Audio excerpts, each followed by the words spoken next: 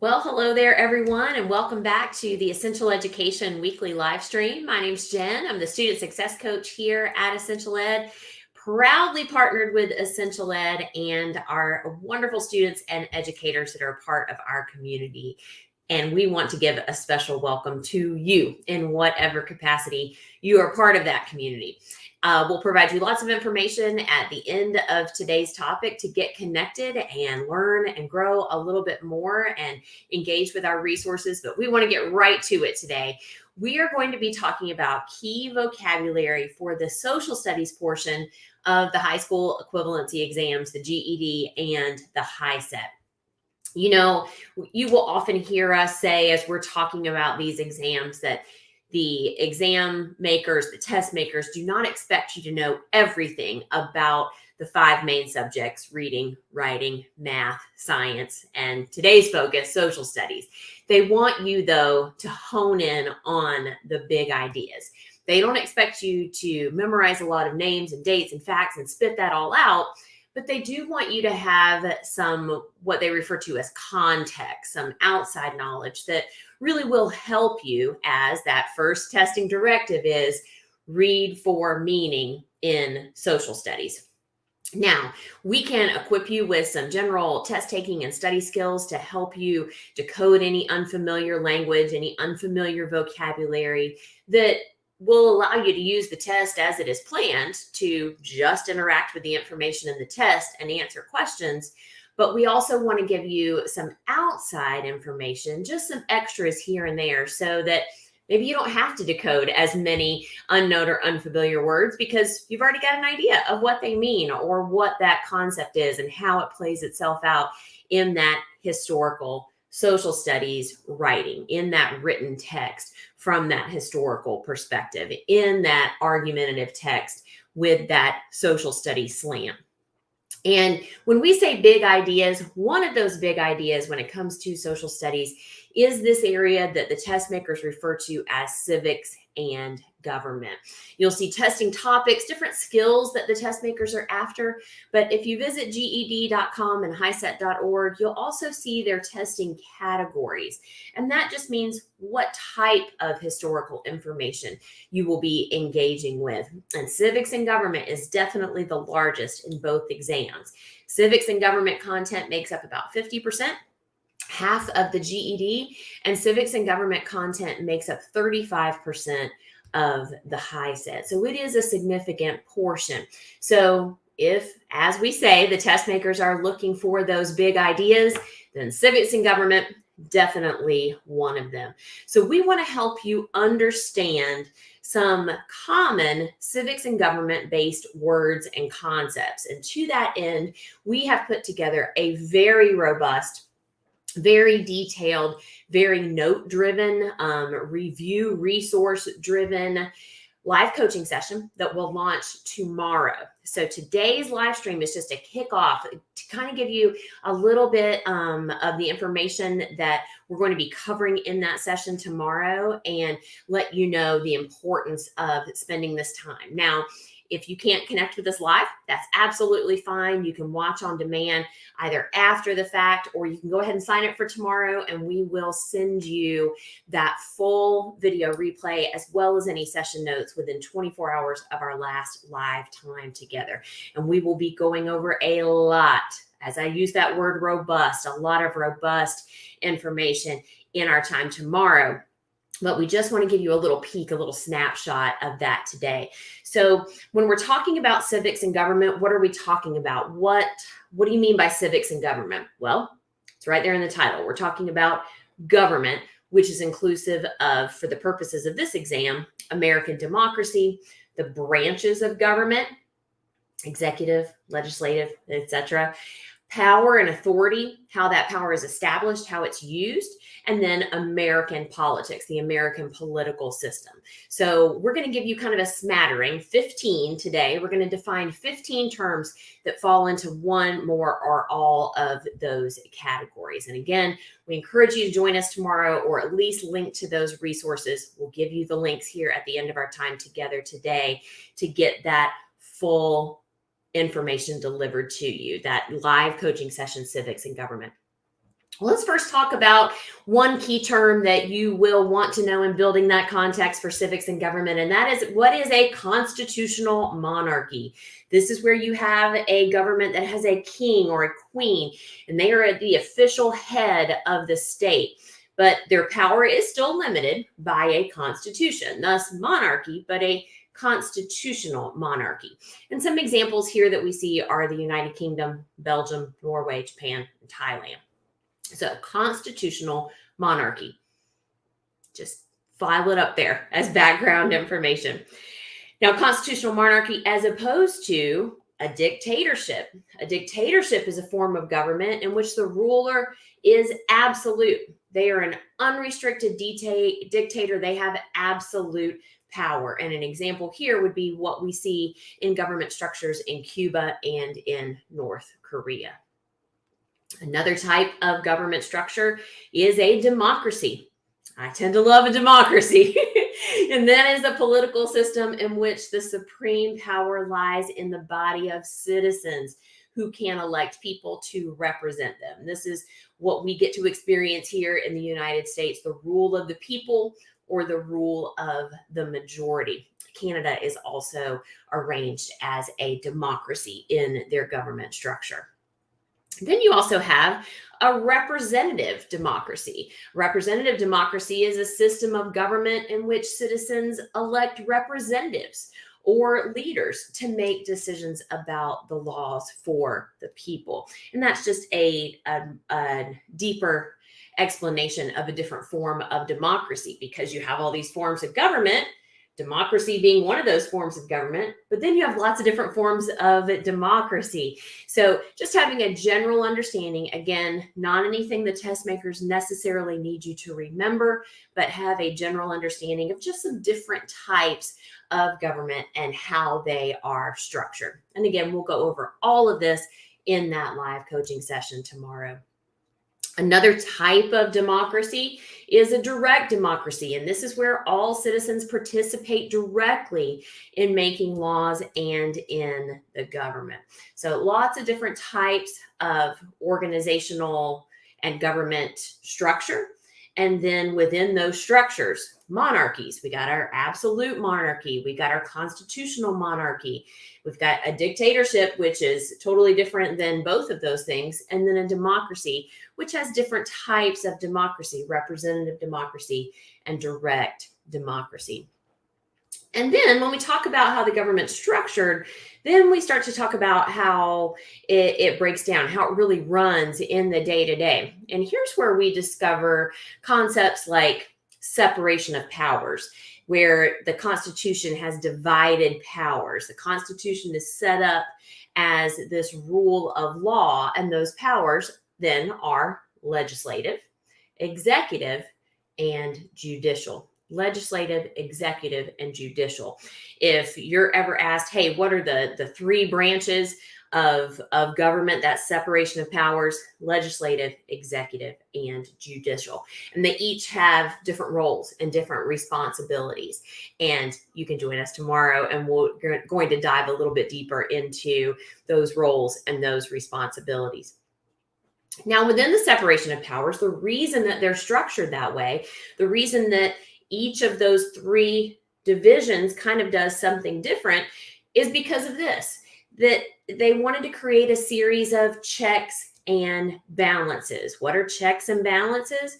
A system that allows each branch of government to then limit the powers of the other branches and prevent that abuse of power. Okay, so that means basically that no one entity can get out of hand. Nothing can go too far down the road without those two other groups saying, wait, let's just make sure all of this fits together the right way. So you've got your separation of powers into those three judicial branches, and then there's a checks and balances system within that. And all of this, of course, resides under the U.S. Constitution. And the U.S. Constitution is a document that serves as the foundational law of our country here in the U.S. And you might hear variations of this vocabulary term or this concept. The U.S. Constitution, the document, or you might hear someone ask, is that constitutional? Meaning, does it follow the guidelines that are set out and set up in the Constitution itself? The Constitution is made up of these. It's made up of amendments. And these are individual little rules that are there within the Constitution itself. The first section we know as the Bill of Rights. And then we know that additional changes have come over the years in the form of amendments or easy changes to the Constitution. And as citizens, we have what many refer to as a civic responsibility. And these are just, it's phrased as obligations that each person has to society, but really it's what role you play, what part you play in the world that you live in. And, social studies gets to be one of those topics where yes, we're learning about social studies concepts. We're reading about social studies in all of these different areas for the test. That, if we're honest, that's what most of us are doing. We're getting ready for the exam. But social studies is one of those that really, the information that we gain allows us to really play into this part of our role, this civic responsibility. The more we learn about history and maybe the positives and negatives of our past and how it affects our present, then we can engage in the conversation in the future as a part of our civic responsibility. Because we definitely all want to participate in this, right? We all want to have civil liberties.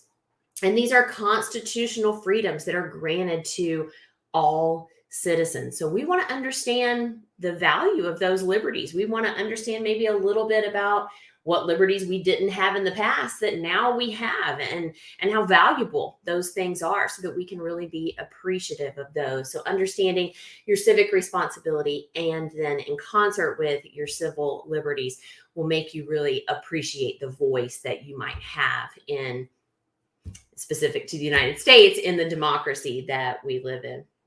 Now, within the United States, of course, we know this, especially in the month of November, that we have political parties here in the US. And these political parties are simply organizations that try to influence government and government policy by promoting ideas and backing candidates for office. I live in the South. Georgia is in the midst of some very important elections right now. So because I live on the border of South Carolina and Georgia, we are getting a lot of political advertisements that are coming across our screens, our airwaves all the time. And they are primarily from these two political parties. What are the major parties that exist in the United States? They are Democrats, and their symbols are blue, or sometimes you will see a little donkey there associated with them. The Democratic political party generally promotes community and social responsibility. And then that other major political party that you see is the Republican Party. And the Republican Party has a different symbol. Their symbol is a little elephant, and their color is usually red. So if on election night, someone has a big map of the United States and they're showing which states are winning the electoral votes in a presidential election, they'll color in the states blue for Democrat and red for Republican, because those are the two major political parties here in the United States. There are other political parties for sure, smaller ones here and there, but these are the two largest. And they both participate in this system of elections. And this is a formal and organized choice by vote of a person or a political office for which that person is running for. And you can vote in favor of your chosen candidate. Also on an election ballot, you might be able to vote for individual rules or individual laws that come up as a part of that.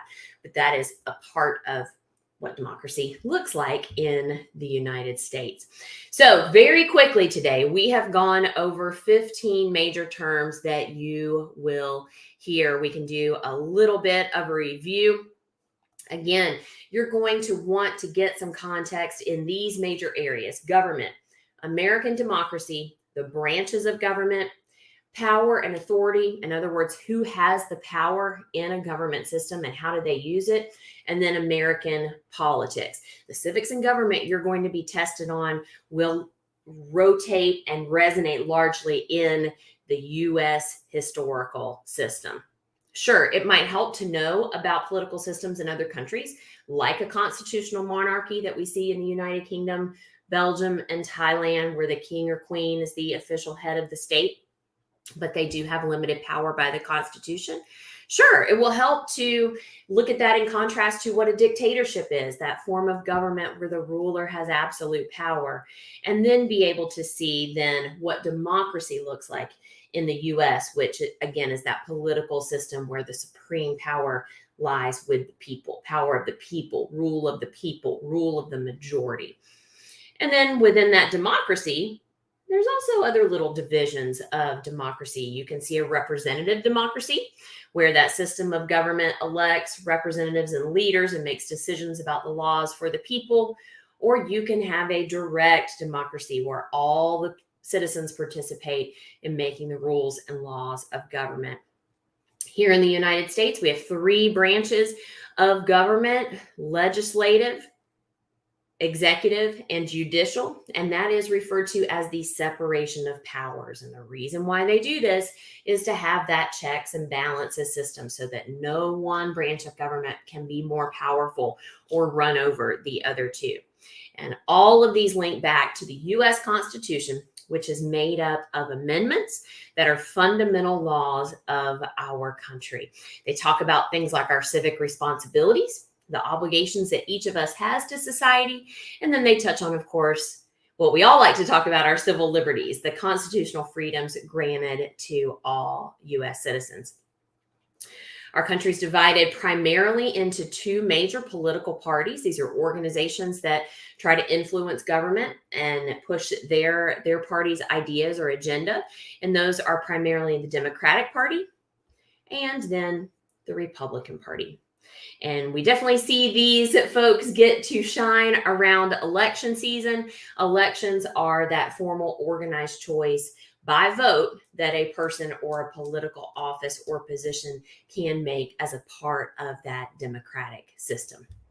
As I've said several times, today's live stream is just a taste. It's just a little peek at what we are going to be doing in fullness, that we will provide you a great deal of notes, review, full vocabulary list, links to additional vocabulary lists and resources in our live coaching session tomorrow. So this is our main page for live coaching, absolutely free, no matter if you're an enrolled student, if you're just somebody checking us out, or you're an educator that says, hey, I need more vocabulary resources for social studies content for my classroom. This is a great place to get it. essentialed.com/live coaching sessions, or you can just visit essentialed.com/students, hit that help center. You'll see not only live coaching, but you'll also see a free study guide. And in that free study guide, there's a lot of extraneous resources specific to social studies and building out these big ideas, these big concepts, these key vocabulary terms that will really, really be helpful as the test makers want us to do, read for meaning in social studies. If you have any questions about joining tomorrow's live coaching session, if you have any questions about becoming an enrolled student or getting connected online to our array of resources, then don't hesitate to reach out to an advisor today at 1-800-460-8150. Ask questions in the comments down below. We're happy to help there. We've got a team of people who'll jump into our social media channels today to ask and answer questions about the content that we covered here at the live stream. And don't forget to reserve your spot for tomorrow's live coaching session on civics and government. Again, it's 50% of the GED, 35% of the HiSET. It's a big chunk of the exam. And I can't say this enough. While they do not expect you to just memorize and regurgitate a bunch of content, it will definitely help you to have a general understanding of how some of these major government concepts work. At minimum, It's going to build your confidence. And if you've joined us before, you know how I feel about confidence. Confidence is the key to tackling these exams on test day. So don't hesitate to reach out. That's what we're here for, to give you these resources, get them in your hands, and get you prepared. You can do this. We can help. Give us a call. Happy to assist you in any way that we can. Thanks for joining us today. We hope to see you back right here on whatever channel you're joining us from next Monday for our weekly live stream. Until then, take care, and we hope to talk to you soon.